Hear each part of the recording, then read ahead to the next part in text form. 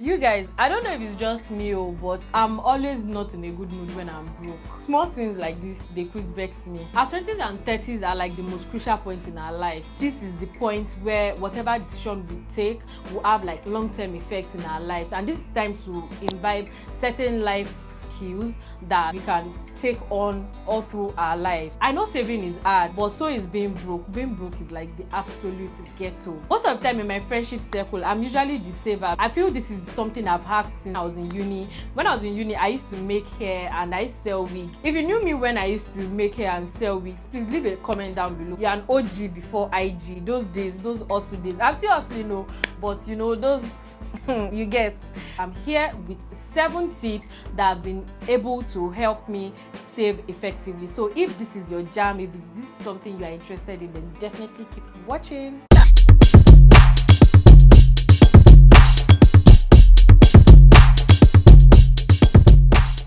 Hey guys, welcome back to my channel. My name is T to the double T, the Tosin Toge occur. I'm an Ibadan-based lifestyle content creator, and you're welcome to my channel. If you are new, thank you. Subscribe before you leave, so you know you become part of the TT gang. And if you're an existing subscriber, you are an OG, like I always say. So thank you for coming back to watch my video. Number 1, mindset.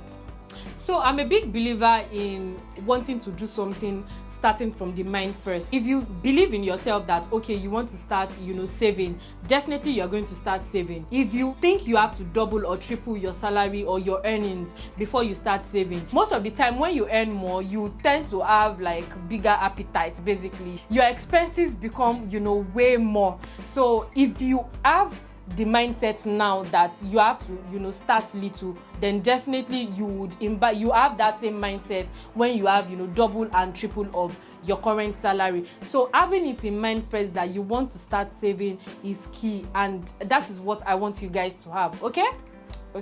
Number 2, be frugal. This just means try to discipline yourself.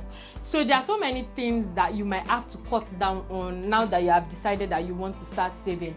I'm not saying you are going to deprive yourself of the basic amenities or good things of life. I'm just saying you need to cut down on certain things.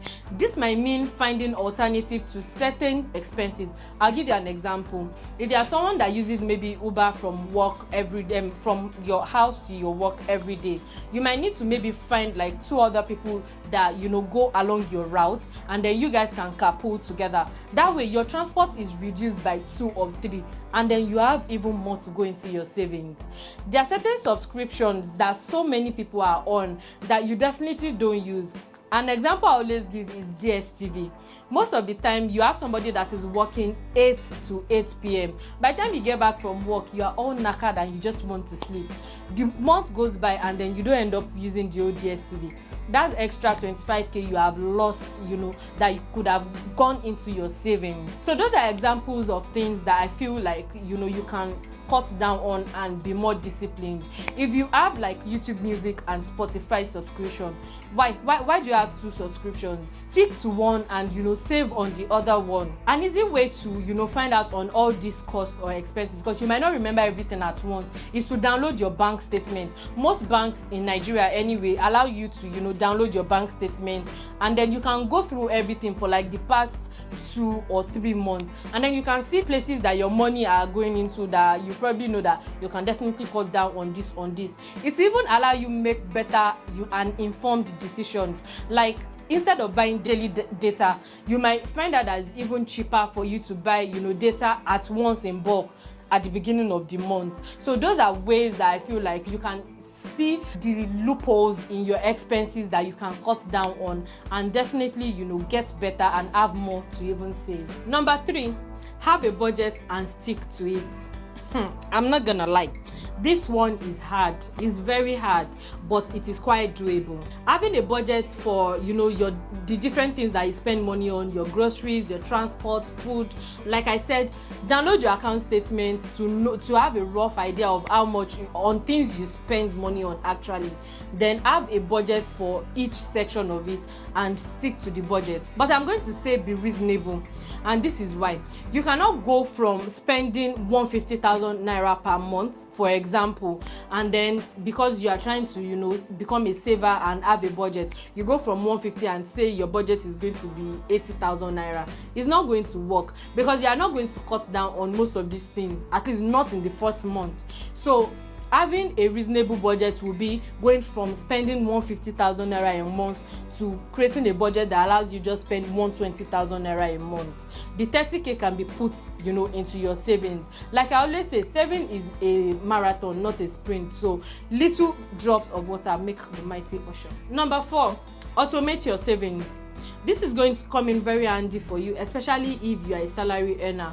So if you have a particular day that you know that your salary is going to come in, you can automate using savings applications like Piggyvest and Cowrywise. At least those are the 2 popular ones in Nigeria right now. If you know your salary comes in on the 30th of every month, you can automate it and have a particular percentage as well. So knowing that you want to save a particular percentage of your salary, just set it to the point where these savings applications are just going to remove the money at once. Let me just give you a heads up. Sometimes you have budgets for something else. Because these things are automated, they just remove your money and then you might be at the verge of tears. You might just be like, oh my god, I didn't have that much because I was planning to maybe buy something or something like that. But well, you are going to be better for it. Also, if you know that you are not very disciplined and you are struggling with being disciplined as a saver, then stick to Cowrywise, because once they remove the money and it's in your savings account on Cowrywise, there's no breaking fee. There's no option for you to break your money before the stipulated time. But Piggyvest still gives you like the option that they are going to remove, I think, 1.5 or 5%. I'm not very sure. I'll put it on the screen. So they have like a breaking fee, but Cowrywise doesn't. So if you feel like you need the discipline, you want to be forced to save, then stick to Cowrywise. But if you feel like you are good to go, then Piggyvest or Cowrywise will work for you. Number 5. This is a point that most people that teach you about savings don't tell you, and that is creating a budget for enjoyment. If you know me personally, or if you know me even on social media, you know that I love to have fun. I love to go to nice places, eat good food. I even love to travel a lot. That is something I'm not going to compromise on just because I'm trying to save, because you only live once. Creating a budget for enjoyment is actually going to prevent you from dipping your hands into your savings all the time, and that is what I do. Most of the time I have a particular percentage that I set aside for enjoyment. The only thing is, when I've exhausted that particular money, I don't go beyond it. I don't care where you're going to invite me to. I don't care if the president is coming anywhere. I'm not going to go, and that's on period, because I'm done with my budget for enjoyment for that month. The next month, yes, I start going out again to places and all of that. So creating a budget for your enjoyment is actually going to prevent you from having to dip your hands into your savings to go enjoy yourself. But if you already have a set aside budget for that, then there's no need to, and all is well. So yeah. Number 6, learn to say no. You are going to have to learn to say no. No is very hard for a number of people to say, especially because of those people that are actually requesting for these things. You find it hard to say no to certain friends. Some people even find it hard to say no to anybody at all. But if you are going to hack, your savings, then you are definitely going to be able to say no. What you can do again is have a budget for charity. I have a budget for charity every month. I have a particular amount set. It doesn't have to be like budget. It's not complicated. Just have a set amount for, giving out to people and charity. Once I exhaust that particular amount, I don't know how touching your story is gonna be. I'm just going to tell you sorry, because I've exhausted my money for the month. Of course, there are certain exceptions. There are certain people, maybe your mom or people that are just dear to you, that you cannot say no to, and that is not going to come every month. It's not like going to be reoccurring. But most of the time, those ashwebis that that you are not very close to the person, or you are close to the person, but maybe you have a similar color in your wardrobe, sis, wear it. I always tell one of my friends, Diola, that by the time it's 6 p.m. And those people that bought ashwebi, those people that don't buy ashwebi, everybody's eyes go come down. Everybody mawale, and that's it. So you don't have to always say yes to every ashwebi. Sometimes just say no and wear what you have, wear a nice English dress and go to the place. But saying no is going to, save you a lot of money, and you should definitely learn how to say no. Number 7, get another source of income. This might be the greatest hack, to be honest, because some people genuinely are not saving because they don't earn enough. All they need is just another source of income. I have 2 videos on my channel that teach you how to make money. I'm going to leave them down in the description box and in the cards up here, so definitely check out those videos after watching this one. Getting other sources of income, especially passive incomes that just make you money while you go to your normal 9 to 5 or your active job. Basically, these sources of income just earn you like money by the side. That might be all you need, and you just know that the income from this side also, everything is just going to go into your savings after you remove like running costs. I hope you guys enjoyed this video as much as I enjoyed filming it.